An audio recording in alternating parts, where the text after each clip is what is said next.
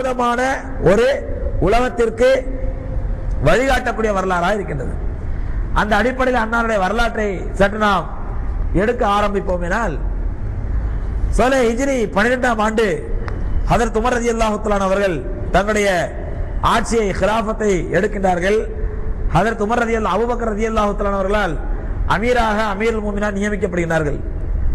நியமிக்கப்பட்ட உடனேயே ஹதரத் உமர் ரலியல்லாஹு தஆலா மக்களுக்கு மத்தியில் ஒரு பிரசங்கம் செய்கிறார்கள். நான் ஏற்கனவே சொன்னேன் உங்களுக்கு. அந்த பிரசங்கத்தை சொல்கிறார்கள். அமீர் முஃமினீன் உமர் ரலியல்லாஹு தஆலா இன்னும் அடக்கம் செய்யப்படவில்லை. அதற்குள் அமீர் பொறுப்பை எடுத்துக்கொண்டார்கள். இவர்கள் எடுத்து அந்த பதவியை பொறுப்பை ஏற்றுக்கொண்டு மக்களுக்கு மத்தியில் நீண்ட உரையாற்றுகிறார்கள். அதில் சொல்றாங்க, மக்களே, இதுவரை பெருமானார் ஸல்லல்லாஹு அலைஹி வஸல்லம் அவர்கள் மிகப்பெரிய சுமையாக இருந்து சரியா நிறைவேற்றிய ஒரு கடமையை, ஒரு பாரத்தை ஹதரத் அபூபக்கர் ரலியல்லாஹு தஆலா அவர்களால் சுமக்க முடியாத ஒரு பாரத்தை அல்லாஹ் என் மீது சுமத்தி இருக்கின்றான்.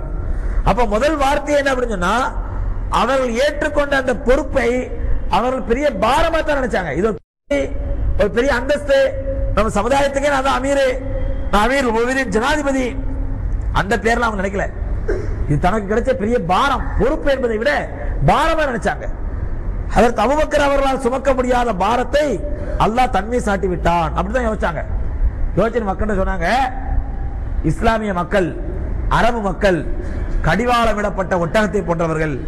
ஹதரத் உமர் ரலியல்லாஹு சொல்றாங்க, கடிவாளம் விடப்பட்ட ஒட்டகத்தை போன்றவர்கள். அவர்கள் கடிவாளம் விடப்பட்ட ஒட்டகம் எப்படின்றா, அந்த ஒட்டகக்காரன் எந்த பக்கம் இழுக்கிறான் அந்த பக்கம் போகும். ஏன் இந்த பக்கம் இழுக்கிற, ஏன் அந்த பக்கம் இழுக்கிற அப்படின்னு கேட்காது. எப்படிதான் இழுக்கிறானோ அப்படிதான் போகும். சொல்லிட்டு சொல்றாங்க, அது எந்த பக்கம் இழுக்கப்படுகிறதோ அந்த பக்கம் செல்லுமே. அப்படிப்பட்ட கடிவாளம் விடப்பட்ட ஒட்டகத்தை போன்றவர்கள் அரபு மக்கள். ஆனால் என்னுடைய விஷயத்திலே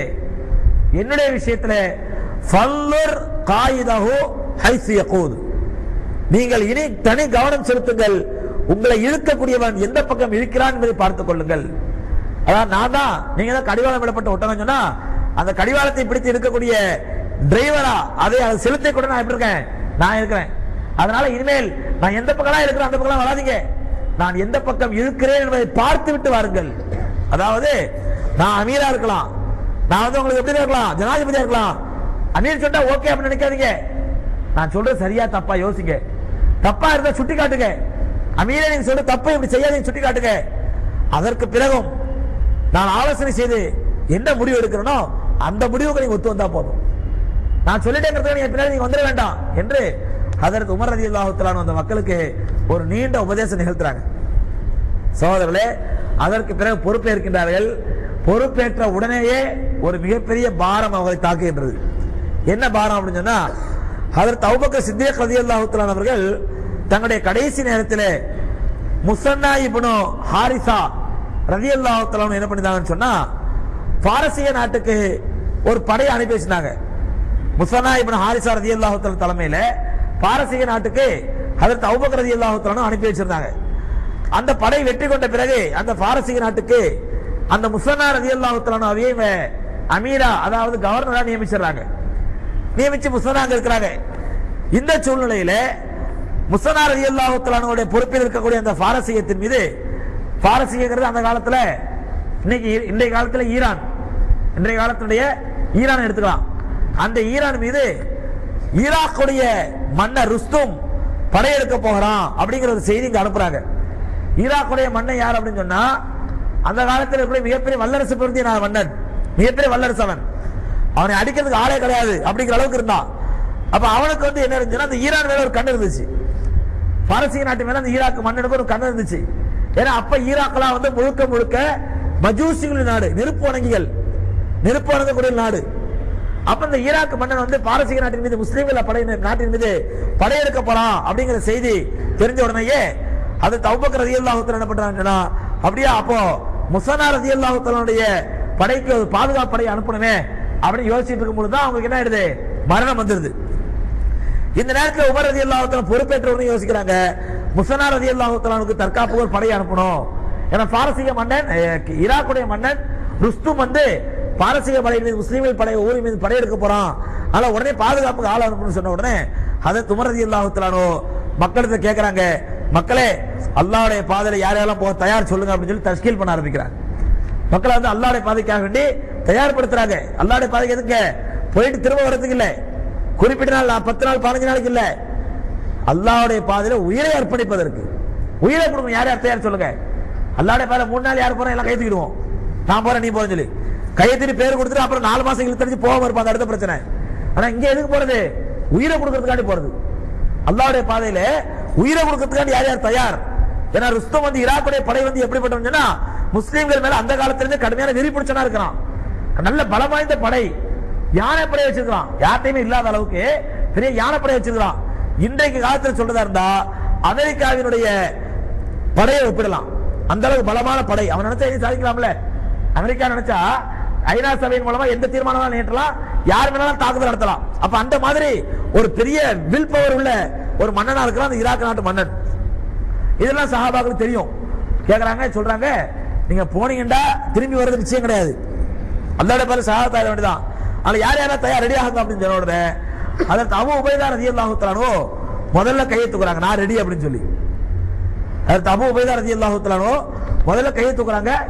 அபூ உபைதா இப்னு மஸ்ஊத் ரலியல்லாஹு தஆலா முதல்ல கையை தூக்குறாங்க, நான் ரெடின்னு சொல்லி.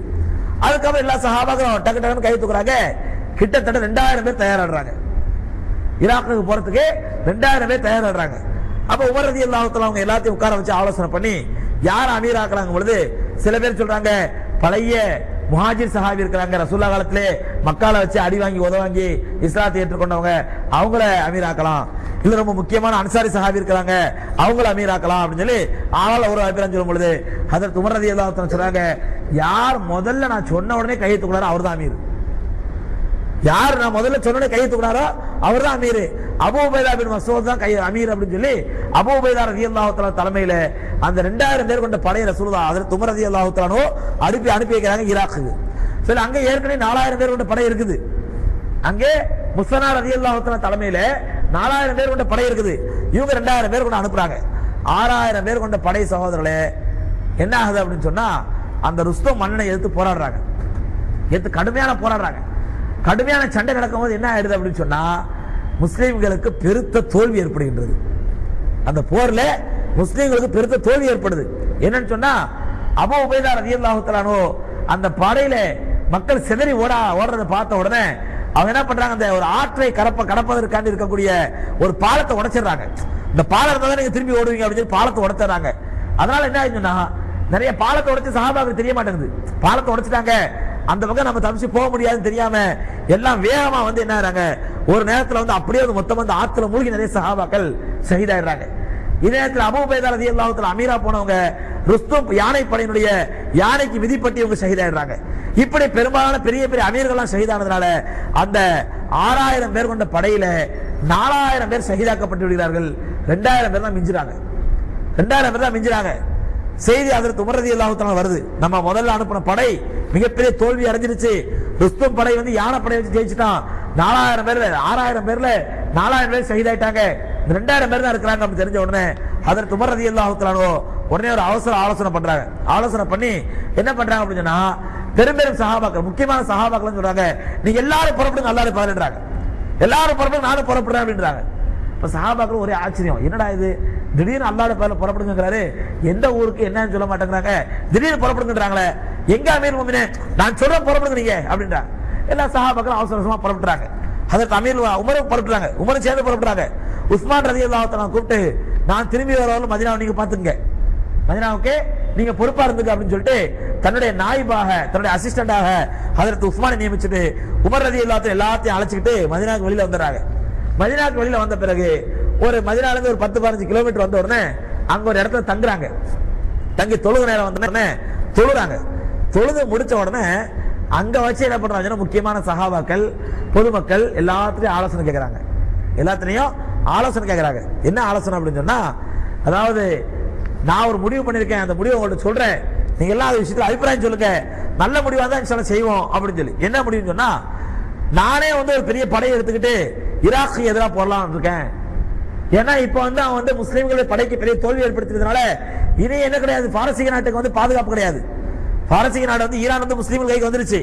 அந்த ஈரானுக்கு வந்து இனி பாதுகாப்பு இல்லை. அதனால நாம உடனே ஈராக்கின் மீது படையெடுத்து அவனுக்கு ஒரு தாக்குதல் நடத்தினாதான் அவனால நமக்கு வரக்கூடிய தீங்கு கொஞ்சம் குறையுமே தவிர இப்படியே விட்டோம்னா என்ன ஆயிடும், அவனுக்கு ரொம்ப கொழுப்பு வந்துடும். அதனால நானே ஒரு படையை எடுத்துட்டு போலான்னு இருக்கிறேன் அப்படின்னு ஆலோசனை சொல்றாங்க. அப்ப நிறைய சஹாபாக்கள் அதை மறுக்கிறாங்க. அமீர் மோமினே, இந்த நேரத்தில் நீங்க போறது சரியில்லை, நீங்க போயிட்டீங்க அப்படின்னு சொன்னா ஒரு கால் நீங்க அல்லாஹ்வுடைய பேர்ல ஷஹீதாயிட்டீங்கன்னு வச்சுக்க, அப்ப என்ன ஆயிடும், ஒட்டுமொத்த முஸ்லீம் படையும் பலகீனமா போயிடும். என்னடா இது ஒவ்வொரு அமீரா ஷஹீதாயிடுறாங்க அப்படின்னு சொல்லி பலகீனமாயிடும். அதனால வேண்டாம், நீங்க வராதீங்க, நீங்க இன்னொரு படையை ரெடி பண்ணி அனுப்புங்க. நீ என்ன பண்ணுங்க, அபூ உபைதா தலைமையில் அனுப்புன மாதிரி இன்னொரு படையை ரெடி பண்ணி அனுப்புங்க, ஆனா தயவுசெய்து நீங்க போகாதீங்க அப்படின்னு சொல்லி பெரும்பாலான சஹாபாக்கள் சொல்றாங்க. ஆனால் பொதுமக்கள் என்ன சொல்றாங்க அப்படின்னு சொன்னா, மற்ற மக்கள் பொதுமக்கள் சஹாபிகள் என்ன சொல்றாங்கன்னா, இல்ல அமீர் முஃமினீன் வாங்க நீங்க தலைமை ஏத்துங்க, நாங்களா வர்றோம், எல்லாருமே போவோம். இந்த ஆலோசனை நடக்குது.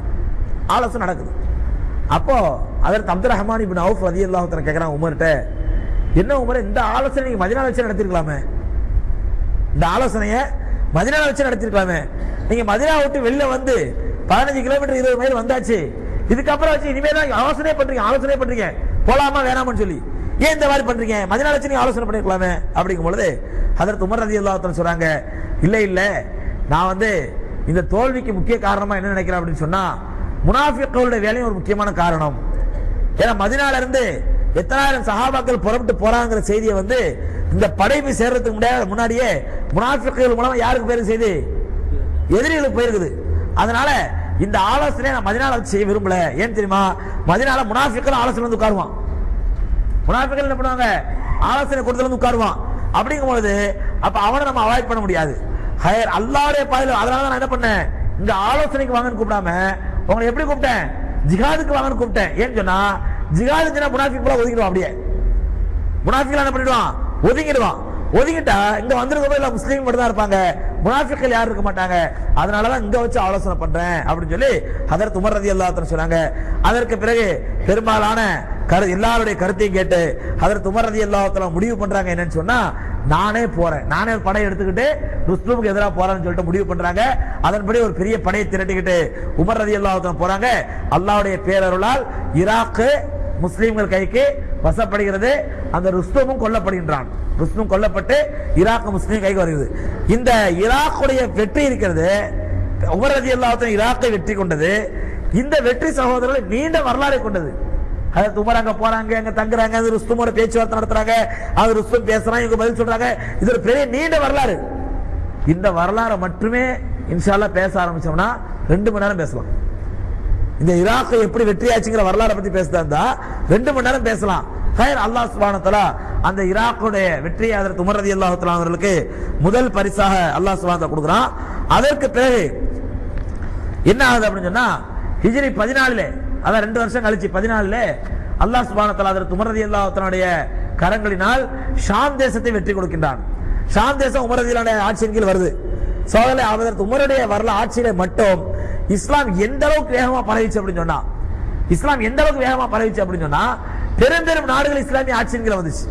பெரும்பெரும் நாடுகள் Rome, Misr, Sham, Algeria, Azerbaijan, Iran, Armenia, Turkmenistan, இப்ப இன்னைக்கு ரஷ்யா இருக்கக்கூடிய பெரும்பகுதி, அதே மாதிரி ஐரோப்பால இருக்க, ஆப்பிரிக்கால இருக்கக்கூடிய பெரும்பகுதி, இப்படி எல்லா நாடுகளுமே முஸ்லிமுடைய ஆட்சியின் கீழ் வந்தது ஹஜ்ரத் உமர் ரலியல்லாஹு தஆலா ஆட்சியின் கீழ் தான்.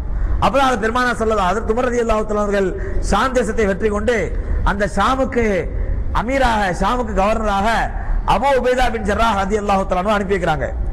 அபூ உபைதா ரலியல்லாஹு தஆலா அனுப்பி வைக்கிறாங்க. அபூ உபைதா வரலாறு அவங்க சொல்லி இருக்கிறோம். அங்க போய் அவங்க எப்படி மௌத்தானாங்க மறந்து போச்சா, தொத்து நோயினால பாதிக்கப்பட்டு மௌத்தானான்னு சொன்னோம்.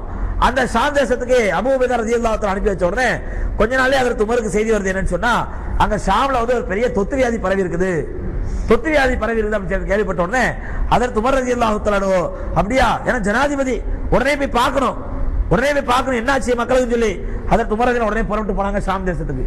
புறப்பட்டு போறாங்க.